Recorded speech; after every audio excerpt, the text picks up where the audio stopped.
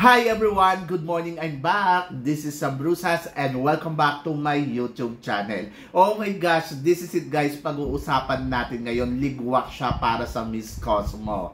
Kung sino to, yan ang tatalakayin natin ngayon. But before anything else, hello Philippines and hello beautiful people! Mabuhay! Kamusta kayong lahat? Sana lahat po kayo ay okay at safe ngayong araw na to. At syempre sa lahat naman ng mga bago nating subscribers dyan, hello po sa inyo lahat. Maraming salamat guys sa pag-subscribe ninyo. Syempre dito sa channel ko. At syempre sa lahat naman ng makamamasam dyan na laging sumusuporta dito araw-araw, lagi-lagi. Maraming salamat guys sa inyong lahat. Syempre usapang Miss Cosmo International tayo ngayon. Alam ko lahat kayo ay excited na para sa Miss Cosmo International dahil syempre ang pambato natin na si Atisa Manalo ay talaga namang kaabang-abang para sa laban niya dito. At hindi lang yon, inaabangan din natin kung sino nga ba ang ipapadala ng Thailand dito sa Miss Cosmo para itapat nila kay Atisa Manalo.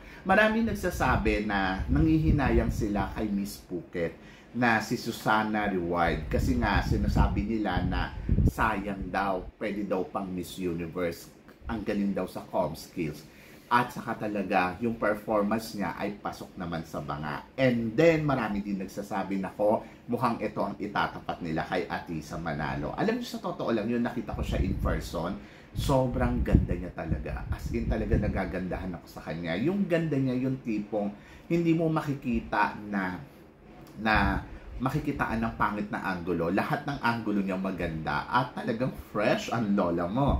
So, sino ka ba makakaakala na she is at 32 years old? Ang usap-usapan nga dito sa Thailand, kaya daw hindi pinanalo itong si Phuket kahit nakikita nilang magaling na, ay sinisecure daw ng Thailand ang laban nila sa Miss Universe na pasok sa banga ang edad. So, di ba, nag-announce nga ang Miss Universe organization na pwede nang sumali ang may edad or no age limit na nga ang labanan dito sa Miss Universe. Kumbaga, kahit yung mga overage, pwede na talagang mag-join. At marami nga naman nag-join.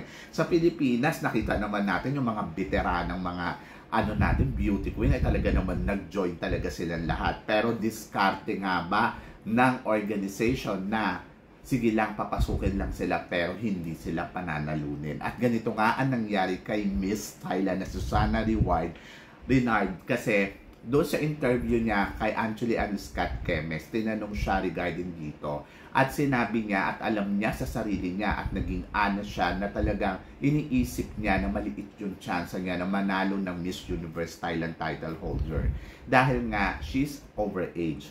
She's at 32 years old. Kahit pa sabihin natin na in-announce naman ng Miss Universe na okay, but syempre daw, alanganin daw talaga yung edad niya para sa pageant na to. At ayun daw yung iniisip niyang dahilan kung bakit hindi siya pwedeng manalo dito sa Miss Universe. So, naging honest siya, no? So, aware siya. Kasi nga, di ba, sila Kunan nga mismo, sinasabi nila na sige, pasalihin lang ninyo, pero huwag niyong panalunin. At parang ganito na nga yun nangyari sa national pageant ng Thailand at kahit sa Pilipinas, ganyan din, di ba? Sinecure natin yung edad ng kandidata natin na talagang pasok sa banga. Pero na lang siguro kung itatry nila, pero syempre, kung paano, kung totoo nga na pasok ka sa banga pero hindi ka naman papanalunin, no, di ba? So, mas masakit yon, di ba? So, ngayon, marami nagsasabi na dadalhin to sa Miss Cosmo kasi maganda nga at palaban. Pero guys, hindi rin pasok sa banga ang beauty ni Miss Phuket para sa Miss Cosmo kasi ang age limit lang ng Miss Cosmo is 18 to 30 years old and she is at 32 years old. So, paano to? Diba? So, siguro mapapadala to sa Miss Global kasi sa Miss Global ang Miss Universe organization din ang may hawak. So, ngayon, sino ang itatapat nila kay Miss Atisa Manalo? Ako parang feeling ko yung fourth runner up, di ba? So, yun. So, yung siya, samut sakon. Kasi parang feeling ko, ayun yung beauty niya, medyo maganda-ganda, pero kaya na itong talunin ni Atisa. So, dito, sinasabi na talaga ng destiny ni Atisa na mukhang sigurado na talaga na walang makakapwesto para sa laban ni Atisa Manalo, kundi siya lang talaga ang kokoronahan ng bagong Miss Cosmo. At kahit yung Thailand kasi, di ba, kung talagang gusto nila manalo sa Miss Cosmo, di sana nilagay na nila si Oppo, tapos nilagay na nila si Phuket sa Miss Universe, pwede naman, di ba? Kaya lang kasi sigurista din yung organization ng Miss Universe Thailand Nilagay niya talaga si Oppo doon sa Miss Universe title para, alam mo yon, kung ano man yung mangyari ay siguradong pasok sila sa mga, kumbaga sinisecure nila yung slot nila na hindi sila mahahanapan ng butas kung sakasakaling magpe-perform ng bonggang-bongga etong si Oppo, di ba? So, ganun din naman si Chelsea Manalo. Parang 21 years old lang siya, di ba? So, yun. So, sinisecure din nila ng Pilipinas yung edad. Kumbaga, parang, oo nga naman. Pero ako para sa akin, mas mabuti pang tanggalin na lang nila yan. Kesa naman yung maglagay sila ng ganyan. Pero sa ibang country, nagpanalo sila ng overage. So, pero hindi natin alam kung ano ang magiging eksena nito sa Miss Universe. For sure, maliligwak na sila. Kaya parang feeling ko, kung totoo man to na hindi sila magpapanalo, siguro makakarating ng top 5, makakarating ng top 3, pasok sa mga. Pero not to the point na mananalo. Kaya lang kasi yung Thailand kasi gusto niya siguro talaga corona. Gusto niya ng title. Kaya inilagay niya na to dito na para ma-secure talaga yung slot nga nila, 'di ba? So kawawa naman si Miss Phuket. Parang ano na, sayang naman yung ganda. Artista pala siya dito. So ngayon ko lang din nalaman na she's actress, 'di ba? Kaya pala ganoon siya kaganda. Pero alam niyo sa totoo lang, kung titingnan mo siya, gusto ko maging siya 32 years old pero look younger, 'di ba? Parang mamasam lang ninyo na 40 na pero ang beauty, di ba? So, yun. So, si Atisa Manalo naman, she's at 27 years old or 28 years old. So, talagang pasok na pasok sa mga ang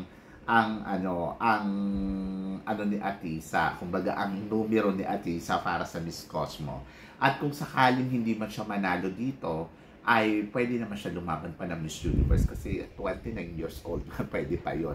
Pero ako para sa akin sana manalo na dito si Atisa. At parang feeling ko, kahit yung Thailand, nagpaubaya na rin sila na parang, sige, ibigay na natin yan kay Miss Philippines kasi parang nararamdaman na rin nila na si Philippines na mananalo.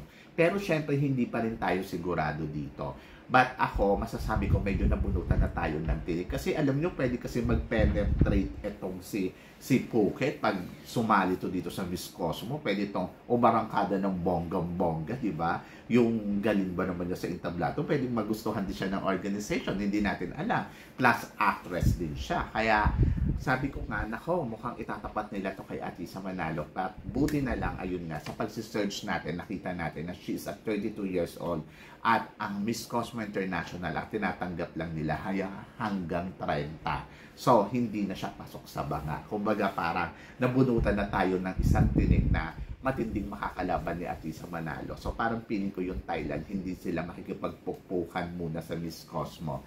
Bagamat talagang matindi talaga yung black belter natin dito sa laban ng Miss Cosmo, na ito nga si Atisa Manalo. At maganda naman yung ginagawa ni Atisa Manalo kasi nagpe-prepared na siya ng bonggang-bongga. At dito pa lang masasabi ko, winner na. Diba? So, yun. So, keep going lang, Atisa. So, malay mo naman ang mga bituin sa langit at sa universe ay talagang mag-align sa iyo ng bonggang-bongga. At sa nakikita ko, mukha talagang Atisa Manalo ang susunod na kokoronahan dito sa kauna-unahang laban nila sa Miss Cosmo International. But good luck sa atin and wish all the best. Kasi hindi pa naman natin nasisiguro to.